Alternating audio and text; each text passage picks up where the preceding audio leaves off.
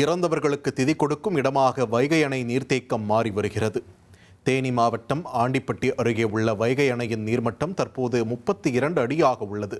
பலத்த காற்றால் நீர்த்தேக்கத்தில் அலைகள் சீற்றமாக காணப்படும் நிலையில் தண்ணீருக்குள் இறங்க வேண்டாம் என்று பொதுப்பணித்துறை எச்சரிக்கை விடுத்துள்ளது. ஆனால் எச்சரிக்கையை மீறி 50க்கும் மேற்பட்டோர் அணை நீர்த்தேக்கத்தில் இறந்தவர்களுக்கு திதி சடங்குகளை மேற்கொண்டனர்.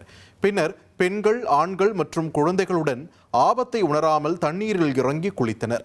அணையில் வண்டல் மண் படிந்து பல இடங்களில் புதைக்குழி போன்ற அபாய நிலை இருப்பதாக கூறப்படும் நிலையில் உயிரிழப்புகள் ஏற்படாமல் தடுக்க அதிகாரிகள் கடும் நடவடிக்கை எடுக்க வேண்டும் என்று சமூக ஆர்வலர்கள் கோரிக்கை விடுத்துள்ளனர்.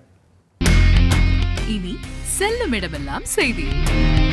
தந்தி டிவியின் வாட்ஸ்அப் சேனலை ஃபாலோ பண்ணினா செல்ல இருக்கும் இடமெல்லாம் செய்தி. இதோ QR கோட் இப்பவே ஸ்கேன் பண்ணுங்க, ஃபாலோ பண்ணுங்க.